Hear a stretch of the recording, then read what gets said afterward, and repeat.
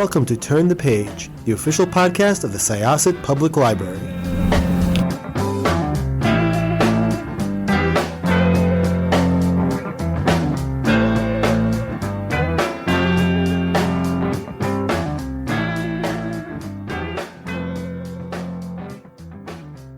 Hello, everyone. Welcome back to Turn the Page.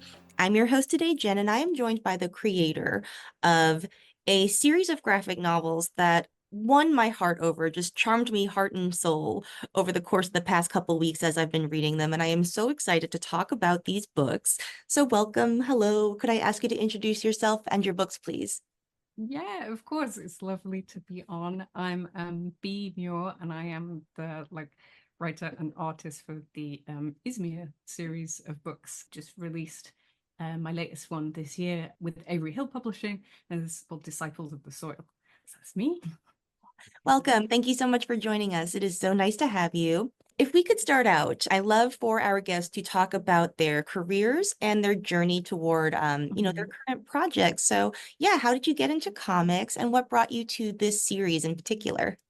Well, I've always been super into comics, mostly indie stuff. And when I was younger, I always knew that I wanted to be an artist, and I love to write things as well. And I was like, oh my God, I could be a comic artist, and then you get to do both. And that was so exciting to me. But then obviously the world of comics is difficult to survive purely of itself. So I got a bit older, got into more commercial sort of illustration, but I was still I'd love to do some comics. And I had all these ideas for little things that I would sketch little bits of. And ISMYRE is something that has existed in one form or another since I was 15 or something like that, although it's very different back then. And I've known Ricky and Dave through Avery Hill Publishing for years. I used to see them at comic fairs. I did my first comic fair when I was about 18, I think. And then I think it was 2014, 2015. I can't remember, that Ricky said, hey, would you like to do a book? Do you have any ideas for a book? And I was like, oh, actually, yeah. And it kind of went from there. And obviously I sustain myself with the more commercial illustration stuff on the side. And then it's great to get to do these projects and expand the world as we go on. Yeah. Oh, nice. Yeah, we were just, waxing rhapsodical about Avery Hill before we started recording, and they published interesting things. And I'm so glad that they are bringing this project to the world. It's so gorgeous. And I'm particularly interested now, especially since you said you had been considering Element since you were a young teen. What was the inception point for you? Was it the world? Was it a character or an image or, an idea you wanted to explore? What was the little germinating seed? I feel like probably probably the world, I would say, is the thing that's remained the most sort of consistent, even though I never fully knew what it was going to look like. It's always been these kind of higgledy-piggledy buildings, and the idea that there's this city that has some kind of sort of mundane element of magic to it, but is also bureaucratic, quite heavily political. Weird forms of government was always interesting to me, which I think, being a person who grew up in Britain, is it's there all the time. So it was both topics that I wanted to tackle and getting into the world as well. Characters that have changed a lot more from my first ideas of what they would be. Yeah.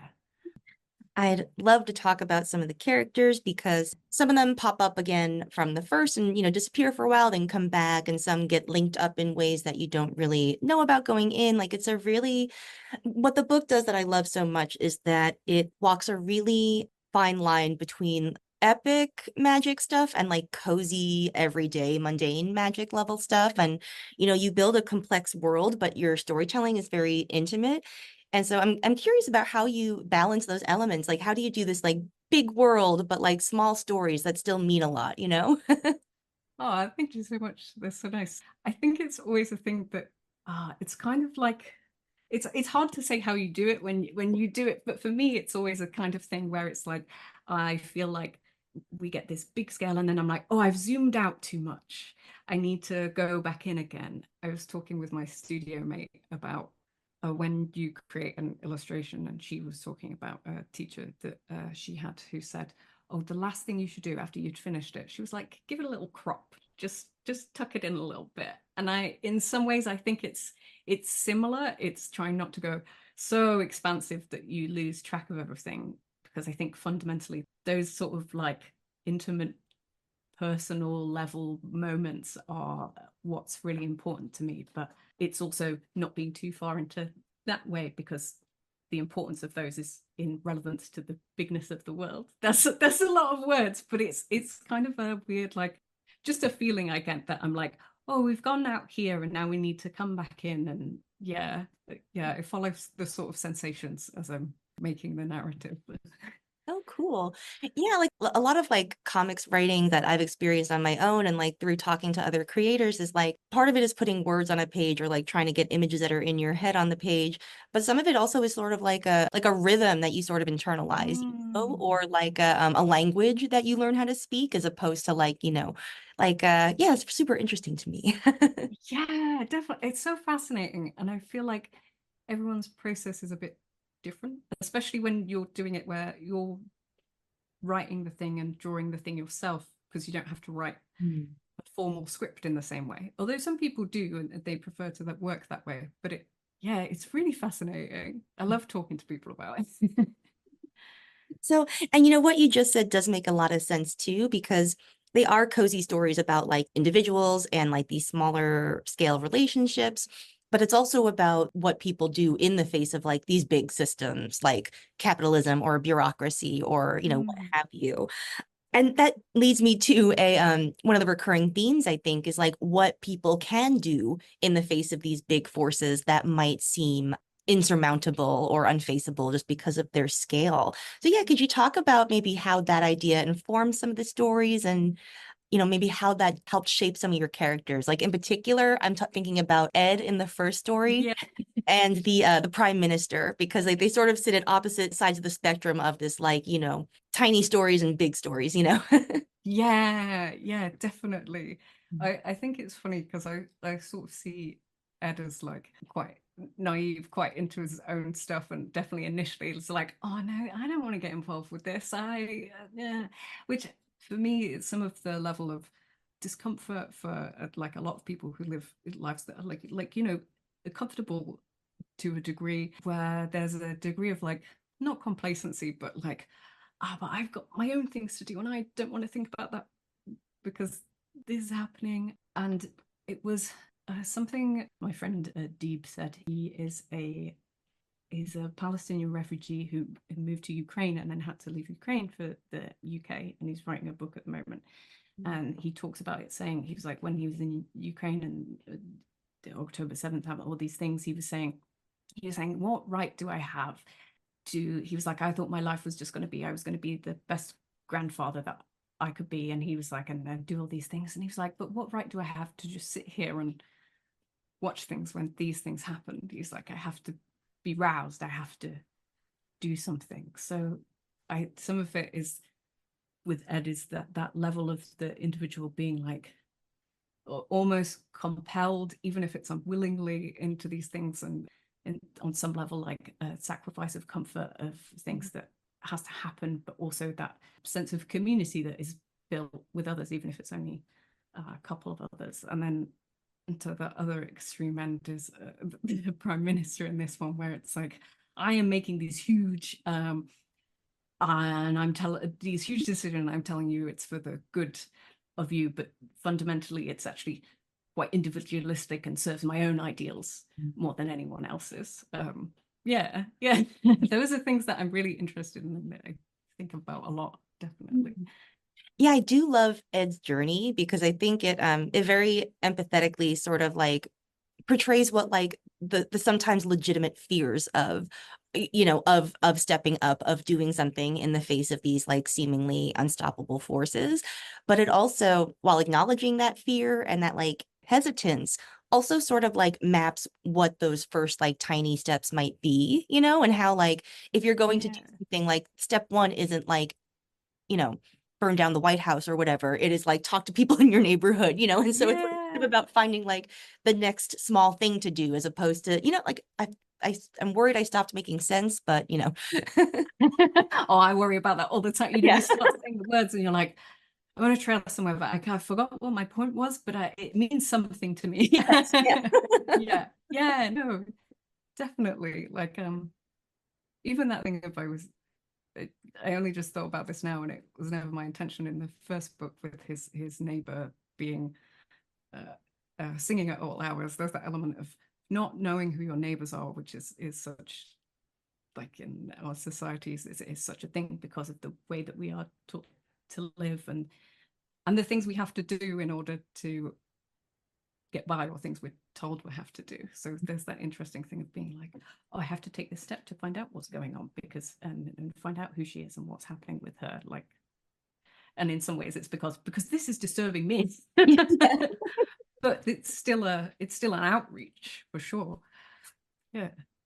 Yeah, it's just such a lovely story. And I really love the role that color plays too in your storytelling. Because you use watercolors and they're really gorgeous. And you use like bright splashes of color in like very cold tones and also very warm tones. And I'm curious about, does color have anything to do with the role of magic, or is it more about mood, or like what drives your use of color?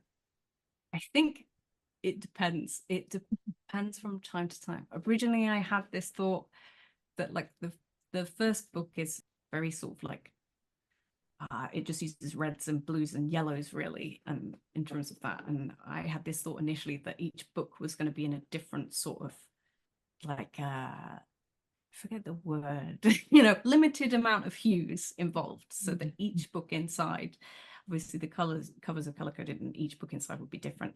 But I quickly found that like too limiting, because sometimes I was like, no, but I want to do this and I have to define this that way. So sometimes it's more utilitarian that I'm like, I have to pick out this aspect of it.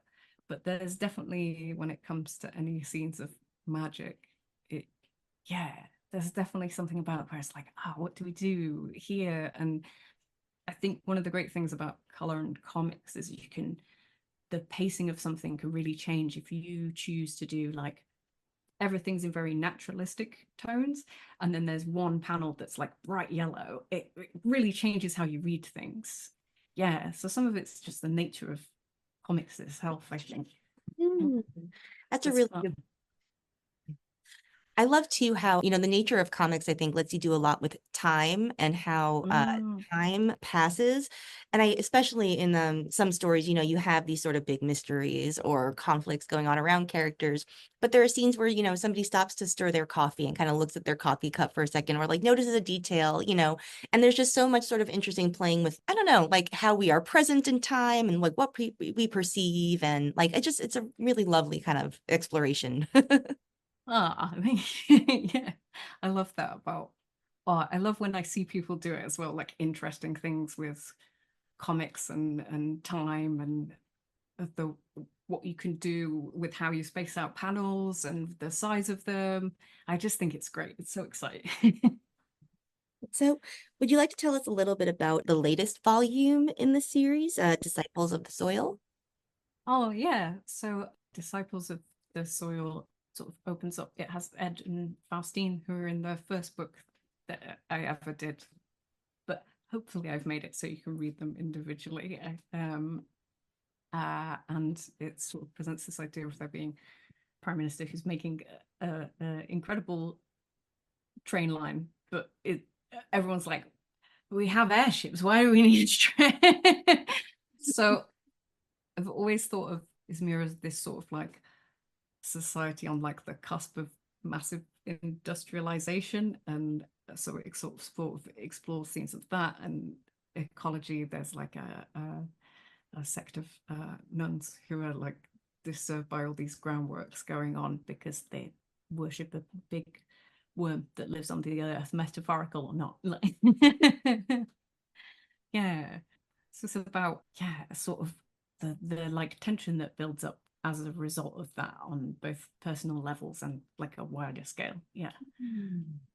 Yeah, it's been really interesting to sort of see the see the city from the different angles at which different volumes present it. And I think the latest one like expands it in some really interesting ways. I love the nuns. Like I love fantasy nuns, sci-fi nuns, magic Yeah. nuns, like such a big fan. So Oh, no, me too. I remember thinking about the idea of religions and Izmir and being like, oh, there has to be nuns. I love fantasy nuns. I think they're great.